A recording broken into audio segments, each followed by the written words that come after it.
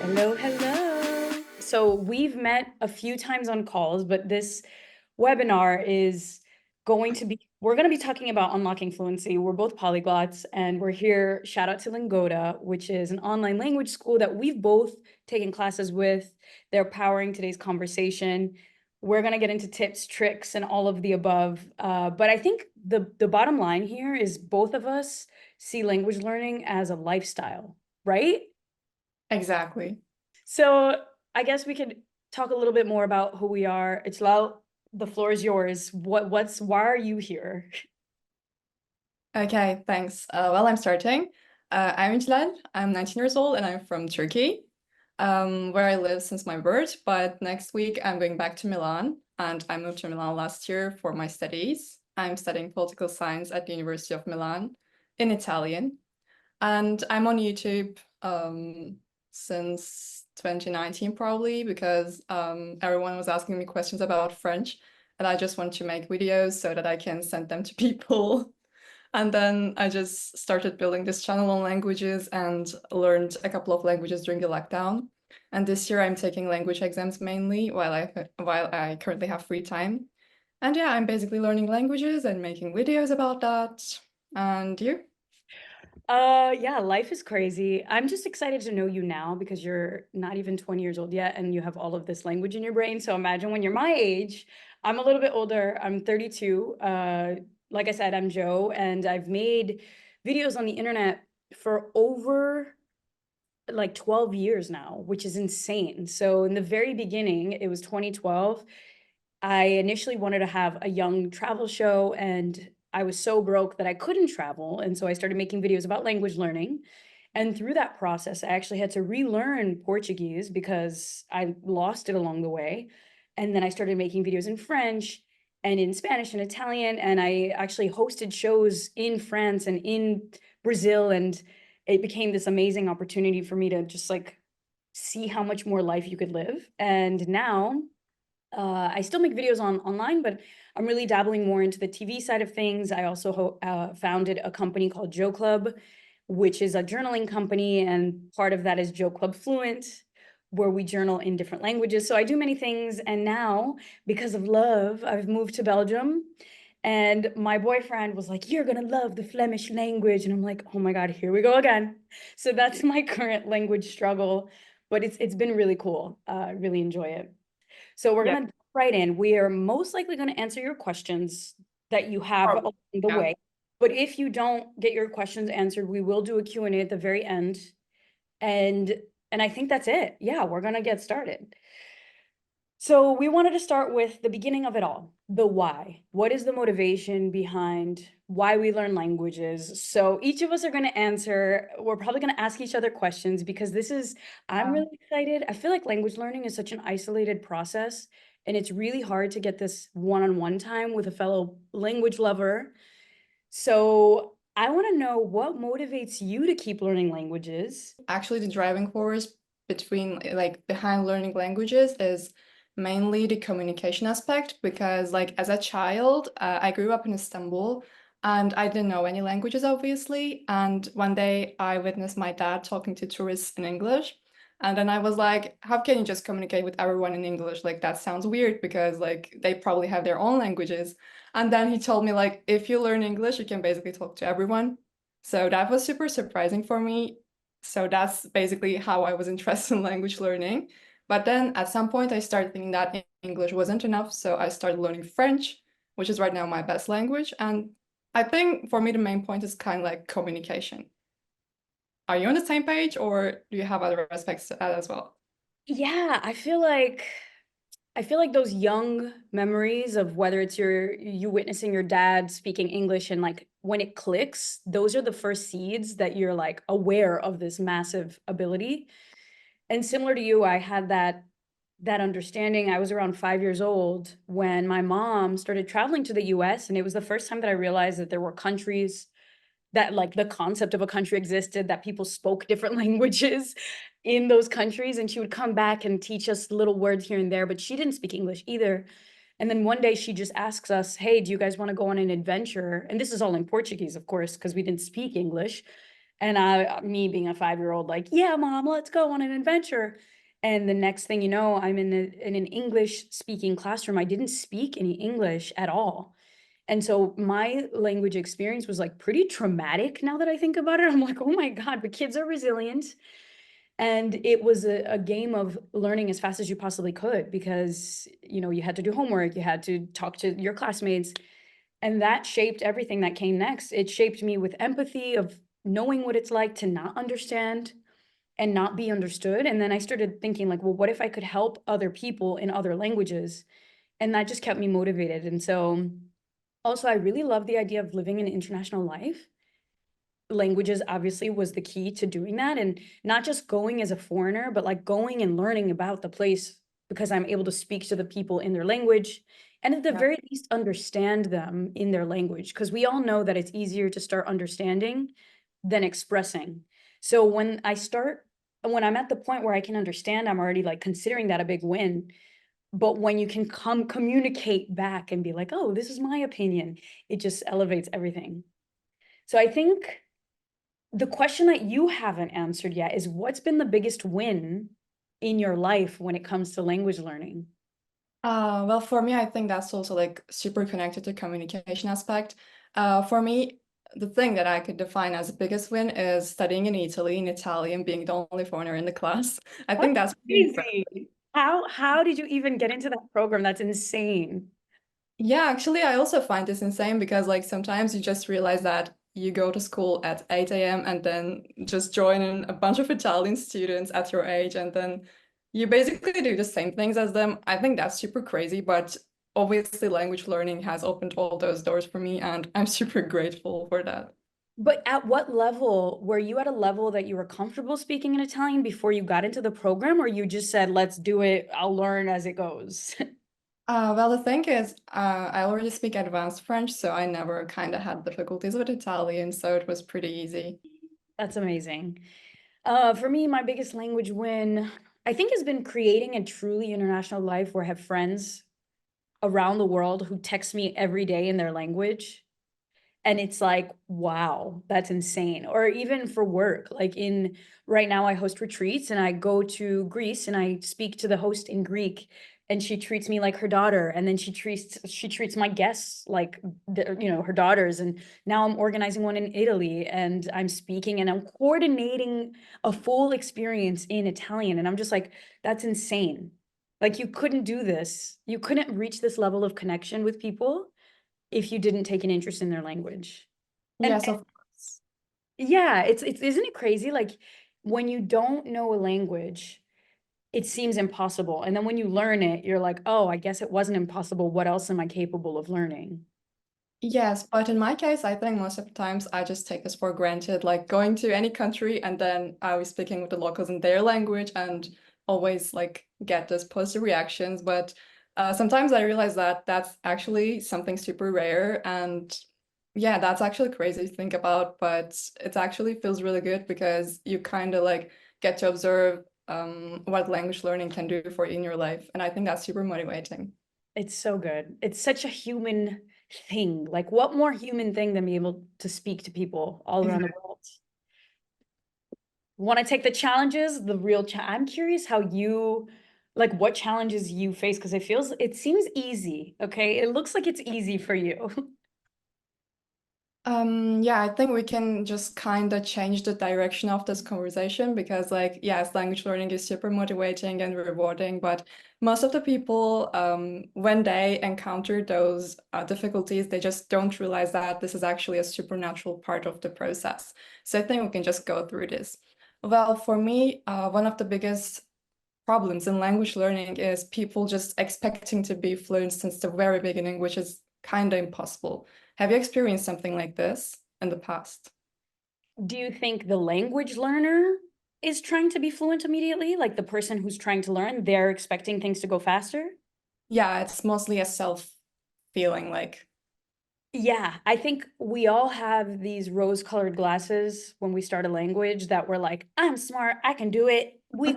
I'll be able to do everything in the language. And then the reality sets in and you're like, ooh, this It's is so humbling. yeah, like this is hard. Yeah.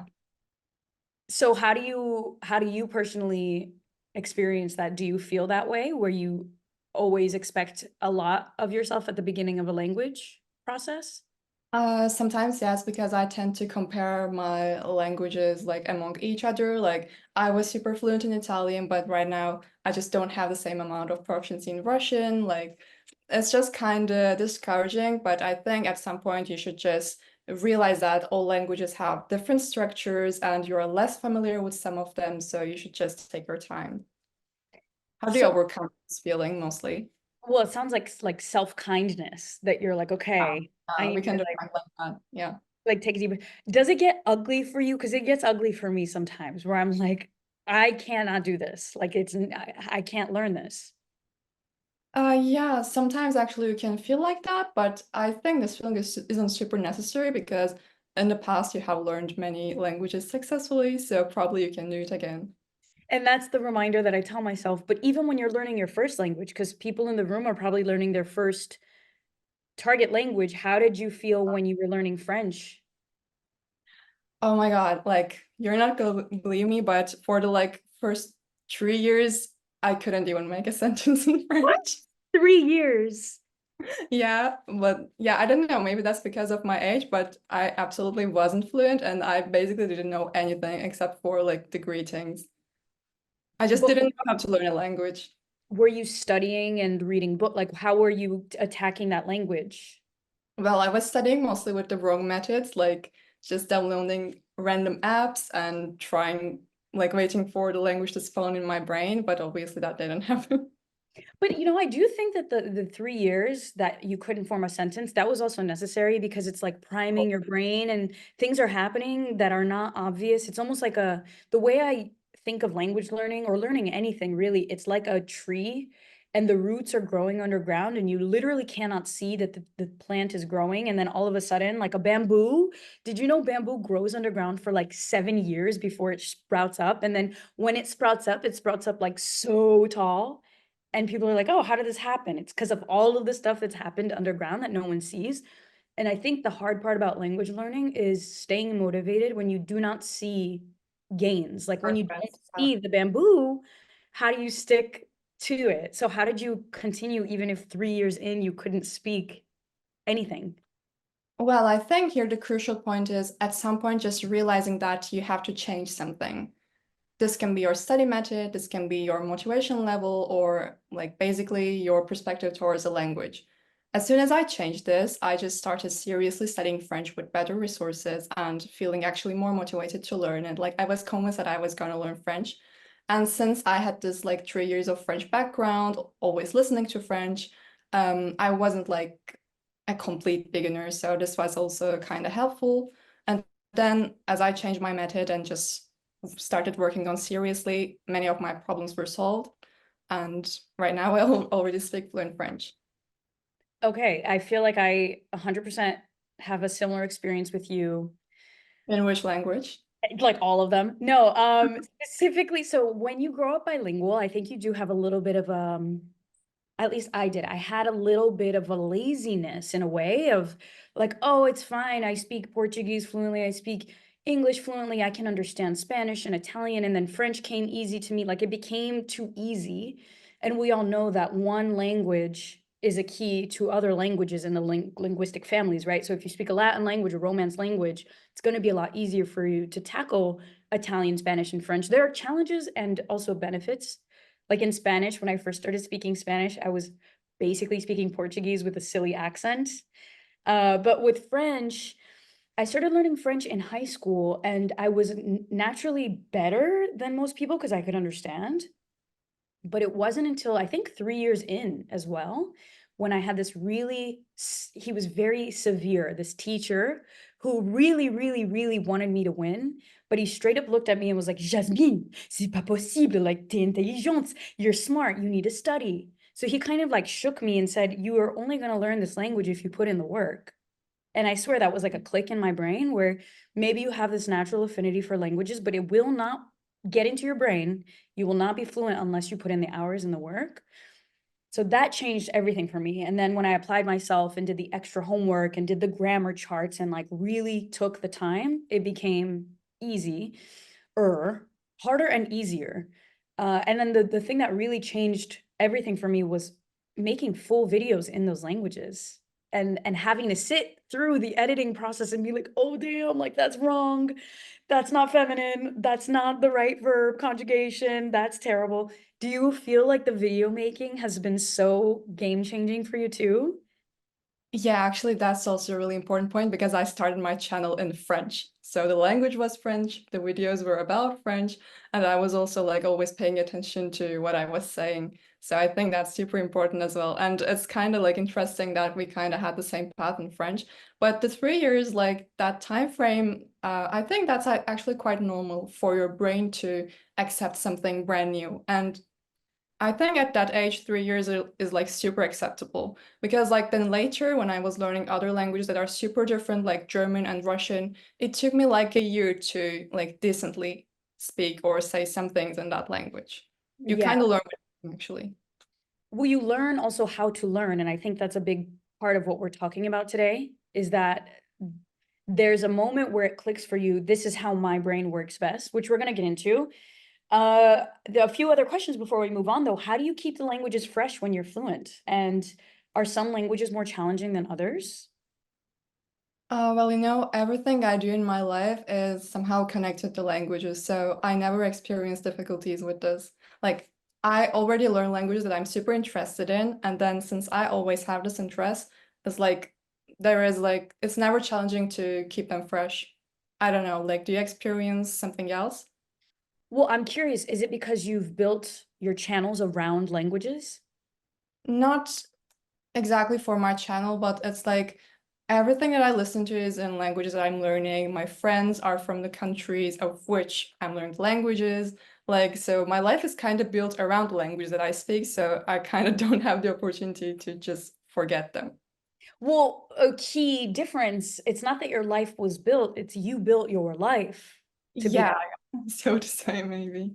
Like, there was probably a moment where you were thinking, how do I keep these languages in my daily life? Because before the work experience and the work plans, the only thing that I would do to keep it fresh, it was like, yeah, content, watching movies, watching series in different languages, connecting to friends, but those are optional. I think it's hard to stick with it because I always think about the rough times. Like, if you're having a rough day, learning a language can feel like taking your vitamins or like flossing. You're just like, do I really want to do it? So when you create a life where it's like mandatory, it means that you will actually speak the language. Or if you commit to publishing a video every Friday in French, it's another thing that keeps you accountable. Yes, I actually agree with your point. I haven't had the chance to experience this as much as you, probably because of my age, but studying in Italy, I can actually also realize like that kind of thing because like I basically have no chance to forget Italian or just do nothing about Italian at this point because it has basically become a part of my life. Yeah, and that's super cool. I don't think you'll ever forget Italian because of that, because of this amazing experience. So the big question, I am so curious to hear what you think. This is the question that both you and I talked about. This is the one question we always get asked as polyglots. Can you learn more than one language at once? Okay, let's give short answers. My answer is yes, obviously. What do you think? Okay, mine is not so short. It's a controversial opinion. I feel like yes and no. I think yes, you could do anything you set your mind to. However, I feel like if you don't have a good grip on one of the languages and you're a beginner in both of the languages, it's going to be a train wreck because it's so much input for your brain. So that's my thoughts, especially if you're a new language learner. I think if it's me and you, like we've learned languages before, we can make it happen. But if you're new to language learning, I would commit to one language until you get to like a B2 level so that you can speak the language, you know what the language is, and then you introduce a new language. Does that make sense? Do you disagree? No, I'm actually absolutely on the same page with you because like in the past it was kind of more difficult for me to learn languages at the same time, but when you just build some kind of background in several languages, then it becomes possible. So strategy and methods, what do you look for when you're choosing your methods? How does it differ from language to language? And do you like to follow curriculums or self-study? I think here we're going to have a great discussion because I'm totally a supporter of self-studying. Yeah, me too, me too. I think Yeah. depending on the language, right? And I think we've both learned in both ways, self-study and curriculum. Yeah, we can go in detail. Well, for me, the language method is like it should be adapted to my way of learning things. Because personally, I learn everything on my own, and I don't know how that sounds, but I kind of don't like when people teach me something. So I really liked school as a kid, but for me, school was like I go to school, so I kind of get an idea what's happening, and then I go and study everything at home. I like it. I like it. Independent girl. So you're self-study to the core. And also for me, like when I hear things and then when I just repeat them on my own or when I tell it to someone else, I remember them so easily. So for me, the key skills to practice are always listening and speaking. For you, is it the same or do you have something else? I think you are journaling, so maybe for you it looks kind of different. I'm not a fan of writing, but whenever I do it, I actually realize the positive effects. Yeah, yeah. I think as we learn more language, we start baking new things into our routine. It's not like you know that this is the way that it works. Like for me, every language I've learned, it exposes me to different resources. And even me as a person, I become different. I realize like, oh, I love reading the newspaper. So let me subscribe to this easy Dutch newspaper, Wablieft. And like that's the highlight of my week is getting my news in Dutch. Which isn't something I've ever done in any other language. But I'm with you on self-study. I do like for some complicated new languages, like right now learning Dutch, it's the first language that I'm really learning that's the grammar is crazy, SOV, SVO, like it changes. And I got a good grammar book and I did a few classes, but it did take me assigning 4 hours of that Saturday morning with the grammar book. And I had to look at it myself. And I learned through, similar to you, like listening and speaking. I journal a lot because it allows me to test if am I actually forming thoughts in the correct sentence structure, and then I can test all of it. So I think it changes language to language, but as the more language you know, the better it gets. And that I think is straight up like the way that polyglots become polyglots because you learn two languages, then it becomes like a highway to fluency in others. Yes, obviously. I think your process depends a lot on your language background, and your language background is not always your native language. Because personally, my native language is Turkish, and I would find it super difficult to learn a language that's similar to Turkish because Turkish is the only language that I know that's similar to Turkish. But I know 8 other languages that kind of have the same structure. So whenever I learn a language that's similar to German, that's similar to French, that's actually way easier. And that I think that is something we have access to that other language learners haven't had until today. So a big tip that I always have for people is like share your process. It really will be more good than bad. But language learning, I think the point is language learning is like an act of courage. Like you must have thick skin, you must be willing to put yourself out there because as adults, it's not easy for us to make mistakes and to be corrected, but that's a part of the process. But what are some takeaways that we want to leave everybody with? Well, I just want everyone to believe in themselves more. And maybe if you're learning a language, you can just create a TikTok account or something and you can post a small video like speaking in that language. And believe me, many natives are going to appreciate what you're doing. And no one is just going to be like, what are you doing there? Like, why would you even post this TikTok? No one is going to say that. So just have the courage to express yourselves in the language that you're learning because it's like the best thing that you can do as a contribution to your current process. Do you agree with me? Oh my God, I agree so much. And then the motivation is so real when you watch older videos of yourself and you're like, wow, I really didn't speak the language. And now I really speak the language. I always like to compare it to like when you start going to the gym, if you're on a health journey, you need to take the before picture. And then you need to continue to take the pictures when you're in it. I think the main thing, the takeaway is when you're in the process of learning a language, it will Trust. feel it will feel impossible. It feels impossible for me. I straight up told my boyfriend, I'm like, I don't think I can learn Dutch. I don't know if I can do it. This is not making sense. And this is like 6 months in, 8 months in, and now I'm a year in, and I'm like, wow, I can literally understand everything. I don't need subtitles. I can have a full conversation in Dutch, it's exhausting. And so I'm still not where I want to be, but the fact that it feels painful, but you cannot give up in that process, I think is really something I want people to remember, that even us polyglots, we face that Oh, challenge. Yeah, just like muscles hurt when you're working out, it's the same thing, but it's like a whole brain and body experience. it's just a natural part of the process. Well, we have some questions here. Um, I think you can start with one of them if you want. Just look at the question section and Yes. choose what that you find interesting. How do you approach idiomatic expressions or slang, especially when it can be very different from standard vocabulary? Yeah, for me, it's kind of from social media. Like when I just watch different content, and if I find something interesting that natives use, I also like try to kind of get it in my speech as well, just looking up its meaning. But I don't really like when there are just random expressions, random slangs being told to people without actually a context being given. I think that's not super helpful. I can't memorize them actually. Yeah, yeah, for me, it's TV shows, taking notes while I'm watching the shows, like translating things as I'm watching the shows.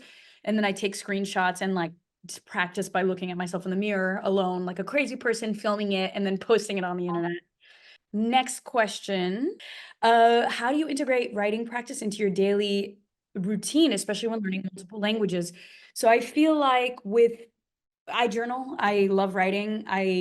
Funny enough, now when I start journaling, I just naturally infuse Flemish words in my journal, which is not something that I do on purpose, but now it's really becoming a part of my brain where I'm taking notes and writing my daily to-do lists in Flemish. So it could be cool. I always like to do two things at once. So if you have to write a to-do list anyways, like why not incorporate some of the things in your target language? And at the end of the day, I try to get one journal entry in about my day in Flemish, especially because I'm practicing the past tense. So it could be something cool to integrate into your routine. How to learn words and memorize them, not being stuck when you're expected to say things. So there is a linguistic concept called chunks, or these are like expressions. I think learning chunks or these idiomatic expressions, they're more helpful than learning words on a random vocab list. And this is why I love writing and journaling specifically, because when you create context for yourself, it's going to be easier for you to remember, as opposed to memorizing the top 200 words in the language.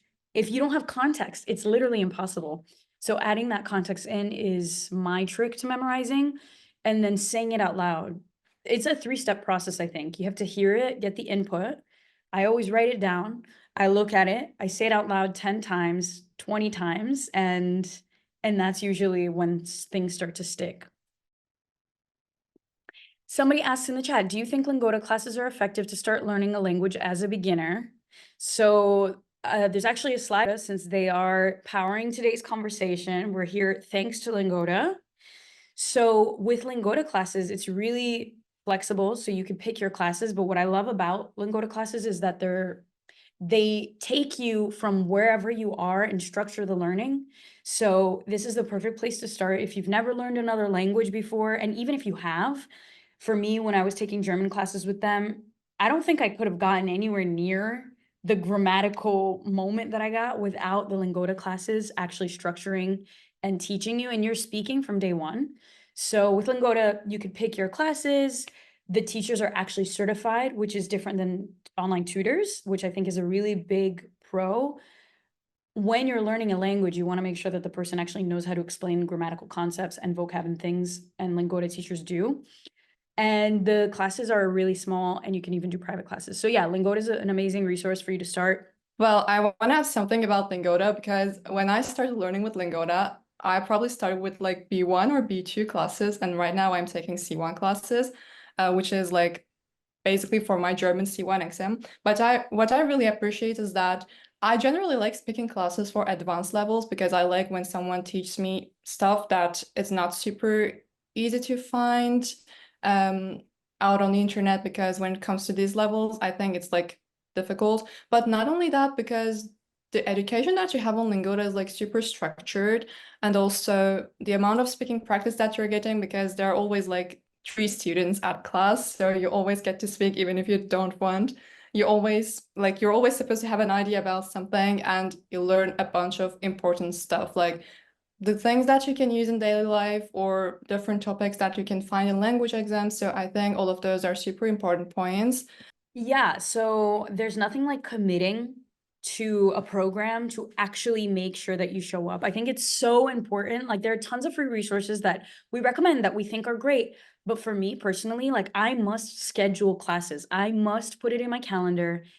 And that is when I know it's going to happen. And so I think starting with Lingoda, your 7-day free trial, that's always an option. And so it's the time. I think it's fall is here.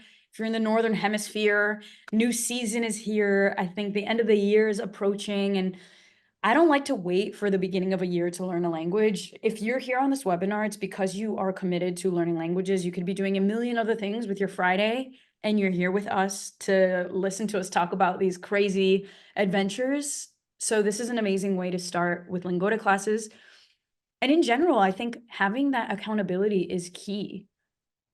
Right? Like being a self-study learner is one thing. I think everybody must be a self-study learner, but having accountability, whether it's posting things online or it's making sure that you have friends that speak the language or signing up for classes, I don't think I would get anywhere without external accountability. Yeah, I kind of agree with you on this because like each class I just meet a new German teacher that has a new perspective on my German level. Some of them are like, you have a great pronunciation, some of them are like, you should work on your grammar, and some of them just comment on my speaking speed basically. I think like getting those different perspectives is like also super important. Okay, there's an interesting question in the chat. I guess I need to write my question from here. How did you guys get the ability of understanding everyone who speak languages you know? And thanks for this amazing webinar. Well, thanks for participating. Do you understand everyone that speaks the languages that you know? Well, what's funny is right now, as I'm learning Flemish, there's this culture here in Flanders is so wild because Flemish people will say they can't understand West Flemish people. Like it's such a tiny country and such a tiny section of the country, but I can understand a few accents, but I can't understand all accents. And that just becomes a question of exposure. So I find it fascinating that even with one, like if I'm fluent in Flemish, that doesn't mean that I can understand people from West Flemish, and even Flemish speakers can't really understand West Flemish. So it's like this whole interesting world that the more you know, the more you realize there's so much more to know. How about you? Yeah, obviously you don't understand everyone and everything, I guess. Because like recently someone asked me, so you got your Russian C1 certificate, can you just understand everything when you watch a TV show, when you watch the news report, or can you just read this or that novel in Russian? Obviously no. Like I just read something and the half of the idea like it doesn't exist in my brain. I'm just reading the pages, seeing the words, and that's it. Because like even as natives, I think we have problems with our own languages as well, and natives also have different language levels. Like, so you are not supposed to understand everyone and everything because like a lot of things just play a crucial role here, like accent, the amount of difficulty, like the area of the like topic, like the conversation, Yeah. That's actually such a funny thing when you learn a language because of a specific thing you're doing. Like I have a friend who learned a language to work in a corporation that made train manuals in French. So he had all of this complex grammar and a vocabulary in like train manufacturing, could not have a decent conversation at a bar. And so it's really fascinating to think like what exposure are you getting in that language, because that's going to shape your understanding. And the other thing that I think is really valuable is to learn from different resources, especially when it comes to listening to different speakers. When I started learning, so Portuguese, of course, I learned it when I was born and I started speaking it, and I had great grammar and vocabulary, and I was reading at a 4-year-old level. Like as in I was 4 and I was already reading.